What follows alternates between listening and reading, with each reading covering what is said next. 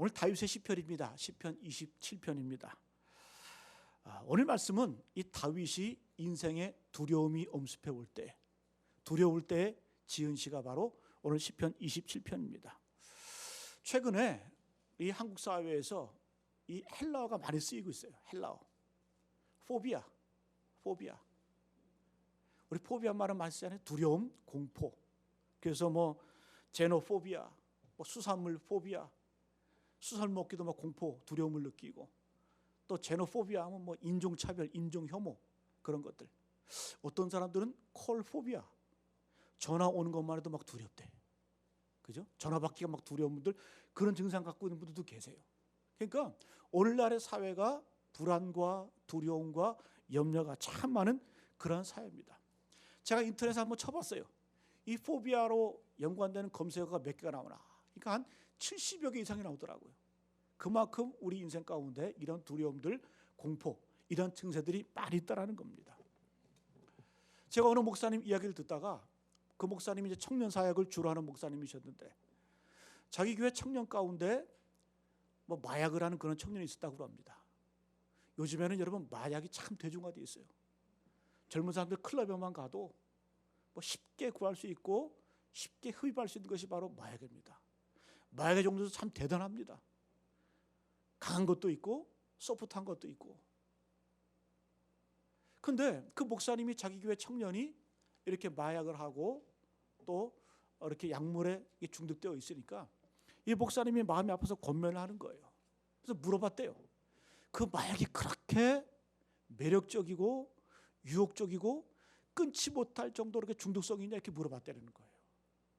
그랬더니 이 청년이 하는 말이, 목사님, 마약이 좋아서 하는 거 아닙니다. 마약이 매력적이고 뭐가 끌려서 이렇게 하는 게 아닙니다. 더 중요한 건 뭐냐? 두려워서 마약을 합니다. 두려워서. 그 두려움, 불안, 공포, 이결, 물론 여러분 그것에 취해서 좋아서 유혹에 빠져서 그걸 하는 사람도 있겠지만은, 그러나 많은 사람들이 술로도 해결이 안 되고 사람과의 관계 가운데 해결도 안 되고, 그래서 마약에 손대거나 또 마약을 흡입하는 그런 경우가 많다라는 거예요. 그만큼 우리 인생이 남녀노소를 막론하고 그리고 지위고하를 막론하고 어떤 모습인지 두렵다라는 거죠. 두렵다라는 거죠. 여러분 오늘 말씀에 나오는 이 다윗도 별 수 없는 거예요. 그도 인생이 두려웠습니다. 불안했습니다. 공포에 시달렸습니다. 그래서 지은 시가 바로 오늘 시편 27편이에요. 그래서 우리가 인생의 두려움이 몰려오고 또 불안함이 엄습해 올 때 시편 27편을 잘 묵상하시면 돼요. 다윗은 어떻게 극복해냈고 어떻게 이겨냈는지 잘 기록되어 있습니다. 자, 오늘 우리가 전제해야 될 것은 뭐냐? 믿음이 있어도 두렵다라는 거예요. 믿음이 있어도 두렵습니다. 오늘 이 자리에 계신 모든 분들 다 믿음이 있죠. 믿음이 있으니까 이 자리에 와서 예배드리고 하나님을 찬양하고 하나님께 우리의 자신을 내어놓고 예배하는 거 아닙니까? 믿음 없는 거 아닙니다. 다윗도 그랬어요. 다윗도 믿음이 있었습니다. 늘 다윗도 믿음이 있었고 믿음이 없을 때가 없었다는 거예요. 다윗은 결코 그의 믿음을 한순간도 저버리지 않았습니다. 그런데 두려웠어요. 시시때때로 두려웠고 시시때때로 불안했다라는 거예요. 그게 인생이라는 겁니다. 여러분 그렇습니다. 그래서 어떤 분은 시편 27편을 무슨 기도라고 하냐? 경계선의 기도 이렇게 표현합니다. 믿음은 있어요. 그러나 현실적인 두려움이 시시때때로 다가옵니다. 그 경계선상에서 하나님께 드리는 기도가 오늘 시편 27편입니다. 그래서 우리가 전제하셔야 돼요. 믿음이 있어도 두렵습니다. 믿음이 있어도 불안합니다. 중요한 것은 뭐예요? 그 두려움과 불안과 그 어떤 이 평안함이 없을 때에 어떻게 다윗은 이겨내었고 어떻게 그것을 신앙의 성숙, 성장의 길로 이끌어갔는지, 그것을 우리가 오늘 말씀을 통해서 그 방법을 우리가 알아내고 이겨낼 수 있는, 또 승리할 수 있는 저와 여러분 되시기를 간절히 축복합니다. 이것이 용기의 용기. 여러분 용기란 건 뭘까요? 용기 있다는 말이 무슨 말일까? 용기는 두렵지 않은 것이 용기가 아닙니다. 용기라고 하는 것은 두렵지만 하는 것이 용기예요. 두렵지만 좌절하지 않고 넘어지지 않고 주님 붙들고 전진하며 나가는 것이 바로 그것이 진정한 믿음의 용기인 줄로 믿습니다. 다윗은 인생의 두려움 가운데 바로 이걸 경험을 했어. 그리고 승리를 맛보고 승리를 선포하는 내용이 바로 오늘 시편 27편의 말씀입니다. 자, 그러면 이 다윗은 어떻게 그의 두려움 가운데 승리할 수 있었을까? 우리 한번 따라해 볼까요? 기도의 순서, 생각의 순서를 바꾸라. 다윗의 승리의 비결은 그는 기도의 순서, 생각의 순서를 바꿉니다. 순서가 바뀌면 우리의 인생이 달라집니다. 변화됩니다. 오늘 1절 말씀이 바로 그 내용이에요. 여러분, 다윗의 위대성은 그의 생각에 있었고 그의 태도에 있었습니다. 오늘 1절 다시 한번 읽어볼까요? 1절 말씀, 우리 말씀 의미를 깊이 생각하면서 1절 시작. 여호와는 나의 빛이요 나의 구원이시니 내가 누구를 두려워하리요? 여호와는 내 생명의 능력이시니 내가 누구를 무서워하리요? 자, 우리가 찬양도 했지만 그냥 평범한 말씀 같아요. 여호와는 나의 빛이요 나의 구원이시니 내가 누구를 두려워하리요? 여호와는 나의 생명의 능력이시니 내가 누구를 무서워하리요? 근데요, 순서를 잘 보셔야 돼요.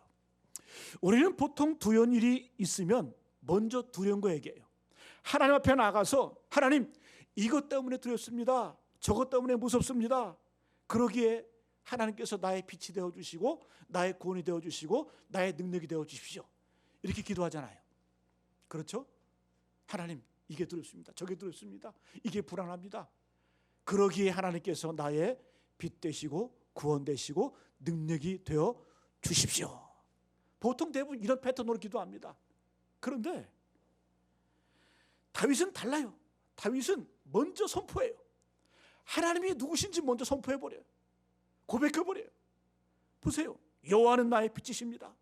여호와는 나의 구원이십니다. 여호와는 나의 능력이십니다. 그렇기 때문에 나는 두려워하지 않습니다. 그렇기 때문에 나는 무서워하지 않습니다. 저는 오늘 이 시편 1편 27편 1절 이 말씀을 묵상하면서 야, 다윗은 생각이 달랐구나. 태도가 달랐구나. 생각하는 습관이 달랐구나. 우리는 두려움이고 문제가 올 때 자꾸 그 문제를 묵상하고 두려움을 묵상하고 불안한 것을 묵상을 하는데 다윗은 아니야. 두려움이 없다는 얘기가 아니에요. 그것이 몰려올 때 다윗은 그냥 선포해버리는 거예요. 여호와는 나의 빛이다. 나의 구원이시다. 나의 능력이시다. 그렇기 때문에 나는 두려워하지 않는다. 그렇기 때문에 나는 무서워하지 않는다. 여러분, 이 능력을 회복하시는 저와 여러분 되시길 간절히 축복합니다. 그래서 우리는 인생의 여정 가운데 하나님이 누구신지를 분명히 외쳐야 돼요. 순서를 바꾸고 방향을 바꿔야 돼요. 여러분, 삶이 두렵고 삶이 불안하십니까? 방향을 바꾸세요. 하나님을 두려워하세요. 하나님을 경외하세요. 이 경외라는 표현이 하나님을 두려워하고 공경한다는 그런 의미가 있잖아요. 그래서 우리가 하나님을 향해서 방향을 바꾸기만 하면 이 세상의 것들이 왜 그렇게 작아지는지, 내 인생의 문제가 왜 이렇게 작아지고 왜소해지는지, 아니 내가 이런 것 갖고 고민하고 두려워했나? 왜요? 하나님이 나의 빛이고 구원이시고 능력이시기 때문에 다윗은 바로 이런 능력을 경험했다라는 거예요. 이것이 바로 다윗의 습관이고 다윗의 인생의 버릇이었고 다윗의 생각의 패턴이었습니다. 그래서 때로 인생에 문제가 있잖아요. 두려움이 있잖아요. 선포해버리세요. 다윗처럼 순서를 바꿔버리세요. 여호와는 나의 빛이다. 나의 구원이시다. 나의 능력이시다. 그렇기 때문에 내가 두려워하지 않는다. 무서워하지 않는다. 이겨낼 수 있다. 여러분, 다윗 주변에 얼마나 많은 원수들과 문제가 있었는지 2절에 그렇게 표현합니다. 2절 제가 읽어드립니다. 2절 말씀 보니까 악인들이 내 살을 먹으려고 내게로 왔으나 나의 대적들 나의 원수들인 그들은 실족하여 넘어졌도다. 3중으로 표현합니다. 3중으로 악인들이 나옵니다. 대적들이 나옵니다. 원수들이 나옵니다. 그만큼 대적들이 많았다라는 거예요. 근데 그 사람들이, 그 대적들 원수들이 내 살을 뜯어먹으려고, 표현이 참 적나라하죠. 그죠? 마치 일이나 늑대처럼 내 원수, 악인들, 대적들이 내 살을 뜯어먹으려고 내게로 옵니다. 다윗은 그런 심각한 위기와 두려움과 절망을 경험했습니다. 그걸 그대로 표현하고 있는 거예요. 내 살을 뜯어먹으려고. 그런데 여러분, 다윗은 자기의 고집, 자기의 신념으로 풀지 않아요. 그냥 침묵해버리는 거예요. 그리고 신앙으로 풀어버립니다. 왜? 하나님을 바라보는 거예요. 하나님을 의지하는 거예요. 그랬더니 어느 순간 두려움과 무서움이 사라지고 삶의 평안함과 승리가 주어졌다는 겁니다. 3절에도 보니까 군대가 나를 대적하여 진칠지라도 내 마음이 두렵지 아니하며 전쟁이 일어나 나를 치려할지라도 나는 여전히 태연하리로다. 아까는 원수들, 대적들, 악인들이 나와요. 내 살을 뜯어먹으려고 해. 그렇게 표현했다가 하면 더 점점 심해지는 거예요. 이제는 3절에 군대가 나를 대적하여 진친다. 군대는 많은 거 아니에요, 그죠? 수많은 대적이 나를 위해서 달려온다. 그리고 전쟁. 여러분, 전쟁은 최악의 상황입니다. 우리 어르신들 가운데 전쟁을 겪은 분도 계세요. 전쟁은 최악의 상황이에요. 전쟁에는 윤리도 없어요. 자비도 없어요. 인간의 경험할 수 있는 최악의 상황이 전쟁입니다. 그렇잖아요. 전쟁은 모든 죄가 다 합리화되는 거예요. 모든 어떤, 그리고 전쟁이 나면 특별히 이 아이들과 여인들이 가장 고통을 많이 받습니다. 그게 전쟁이에요. 그러니까 다윗은 군대가 나를 둘러싸고 진치고 있다. 또 전쟁이 일어나서 나를 치려한다.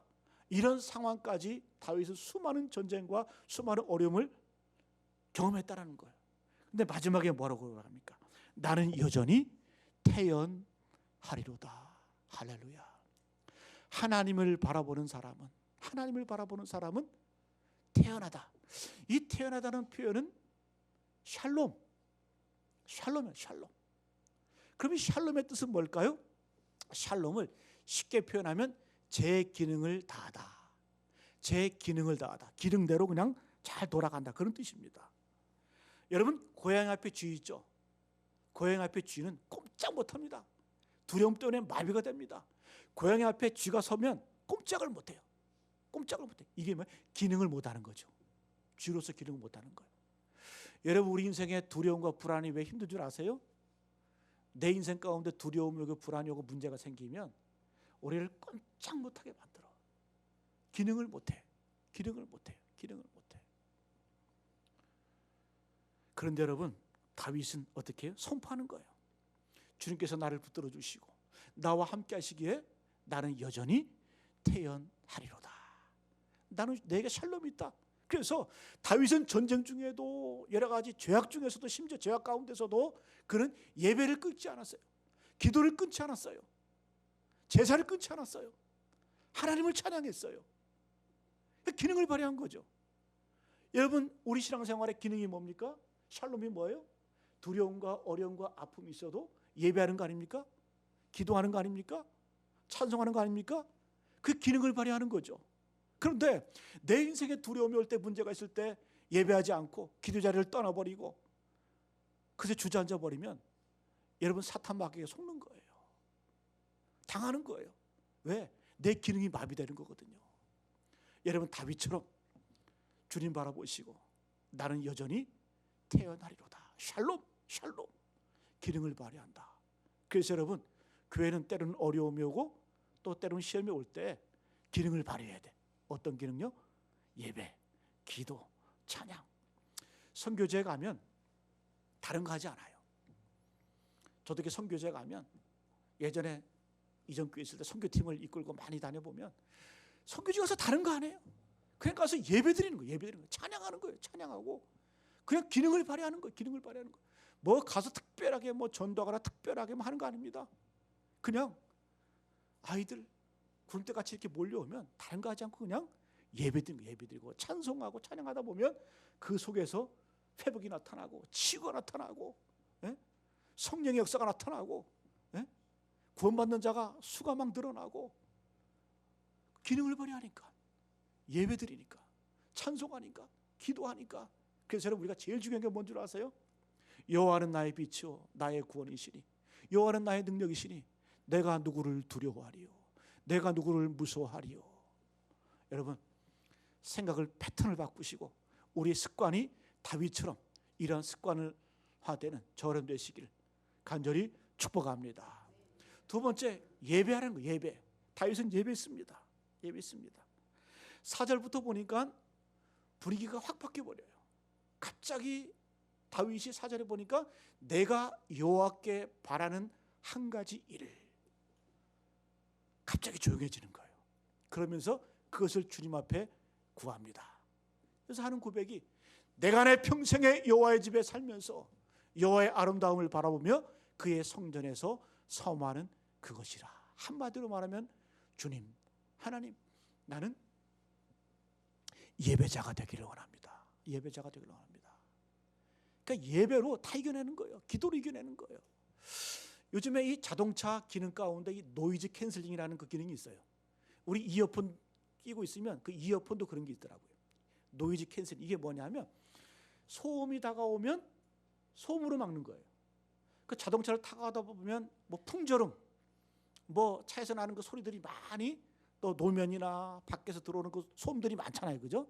그런데 요즘에 차의 기능이 어떤 기능이냐면 노이즈 캔슬링이라는 기능이 있는데, 그건 뭐냐면 차 안에서 자체가 소리를 내, 또 소리를 내 가지고 소리와 소리를 부딪히게 해서 조용하게 만들어, 고요하게 만들어. 여러분, 요즘에는 차의 정숙성을 유지할 때 그렇게 합니다. 이어폰도 세밀하게 들리게 하기 위해서 소음을 소음으로 막습니다. 여러분, 다윗의 승리의 비결이 바로 이겁니다. 그는 인생의 전쟁이 있을 때, 두려움이 있을 때, 공포가 있을 때 그것에 맞대응하는 예배로, 기도로 이런 것들을 잠잠하게 이겨내고 승리하게 된 줄로 믿습니다. 그래서 여러분, 다윗이 고백하는 게 바로 이거예요. 내가 여호와께 바라는 한 가지 일, 그것을 구하겠습니다. 그러면서 내 평생에 여호와의 집에 살면서, 누가 이런 소원을 아랠까요? 주님, 내 인생에 소원 한 가지 있는데요, 그게 뭔 줄 아세요? 하나님, 내 평생에 여호와의 집에 살기를 원합니다.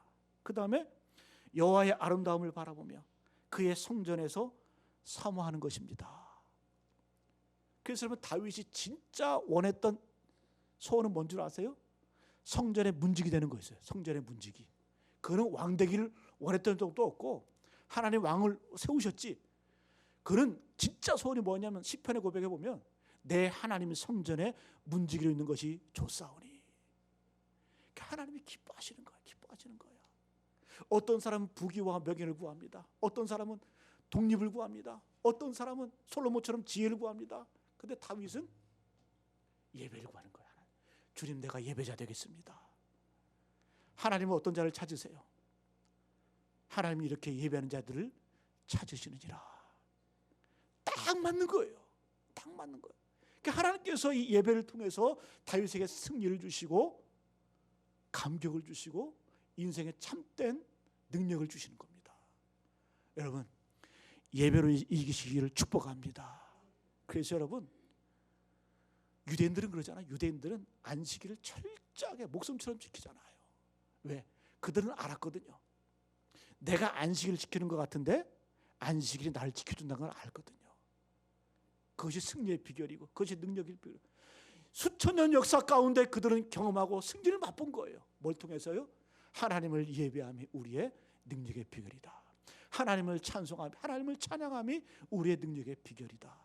여러분, 다른 것보다도 예배자 되시기를 간절히 축복합니다. 그랬더니 5절에 한번 보세요. 5절에 여호와께서 환난 날에 나를 그의 초막 속에 비밀히 지키시고 그의 장막 은밀한 곳에 나를 숨기시며 높은 바위 위에 두시리로다.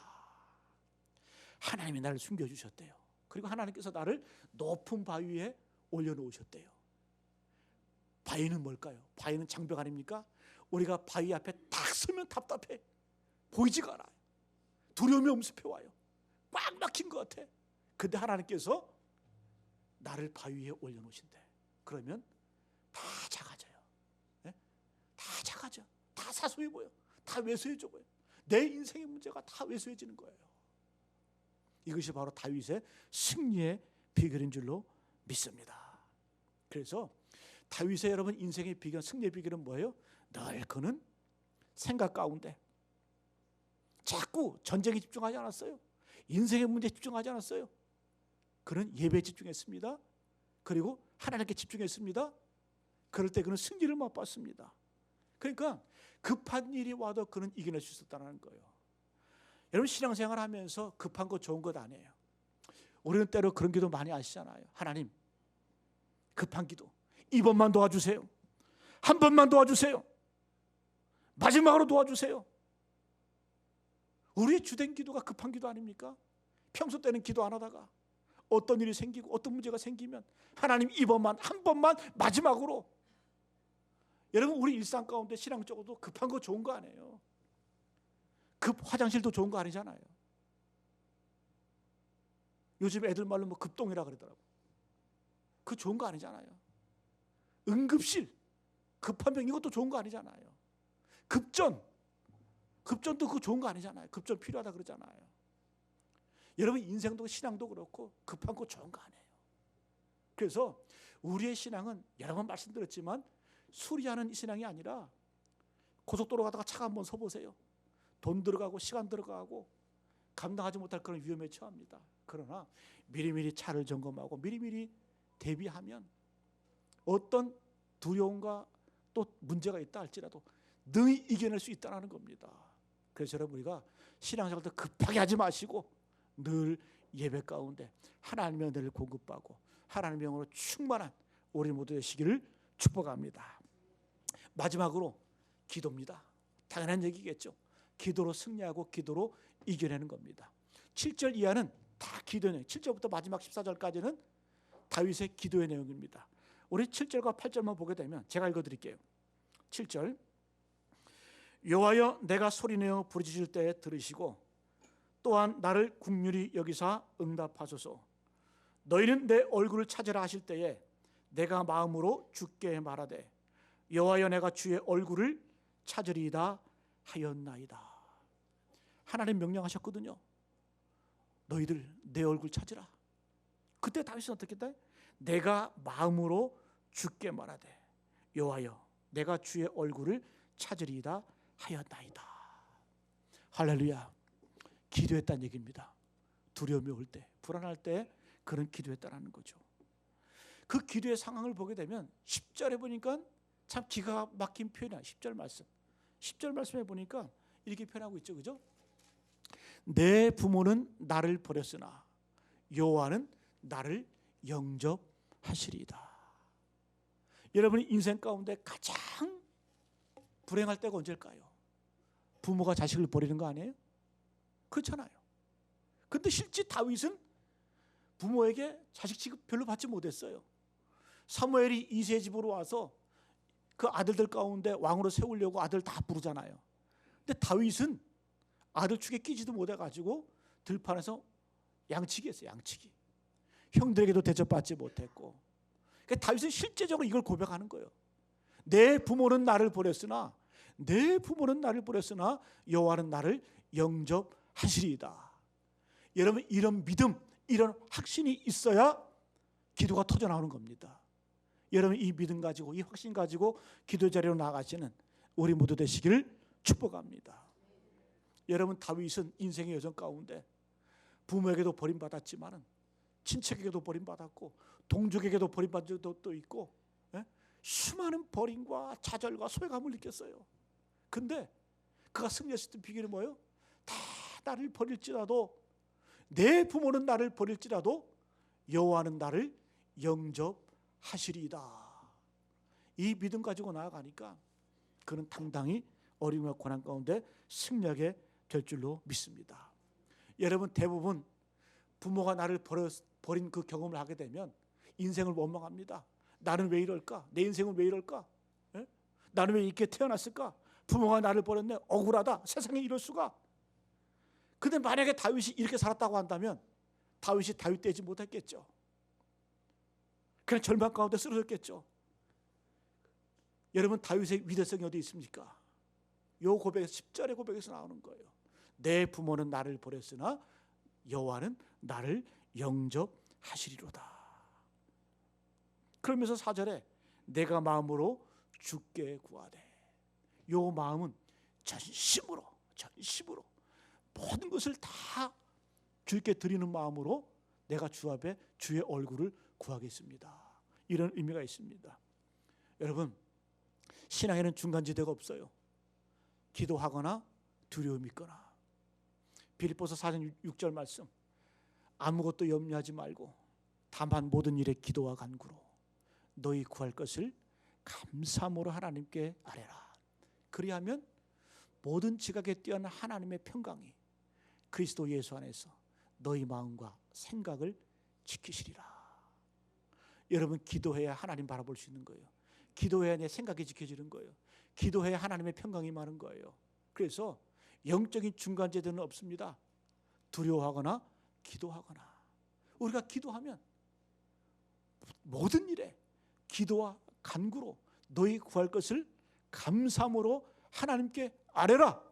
그리하면 모든 지각에 뛰어난 하나님의 평강이 그리스도 예수 안에서 너희 마음과 생각을 지켜주시리라. 이 말씀은 샬롬이 임할 것이다. 하나님의 평강, 샬롬이 우리에게 임하게 된다는 겁니다. 그래서 여러분, 또한 기도하게 되면 두려움과 아픔이 있다 할지라도 우리의 사역이 더 넓어집니다. 더 커집니다. 한 가지 간증 예를 들고 마치겠습니다. 여러분, 브루클린 태버너클, 미국의 유명한 교회죠.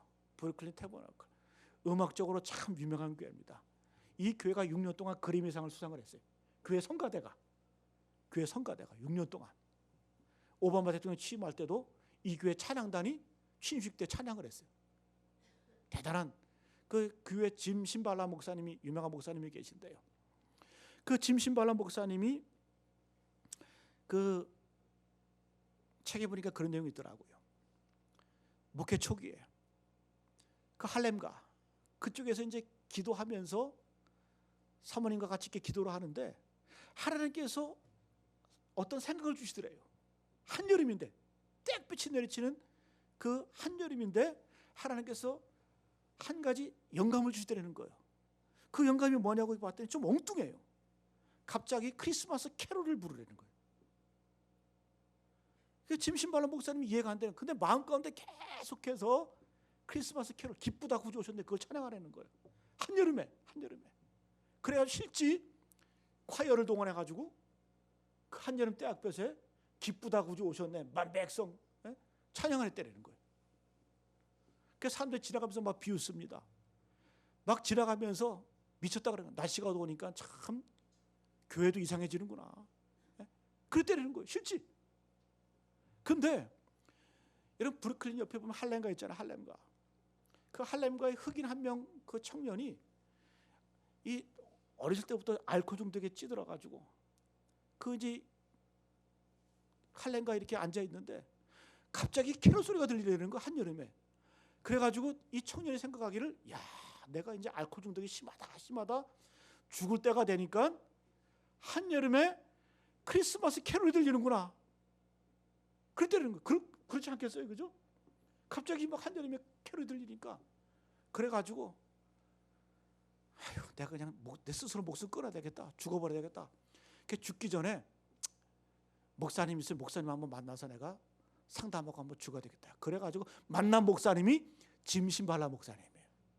근데 이 청년이 이 목사님을 만난 다음에 상담을 하면서 술을 끊습니다.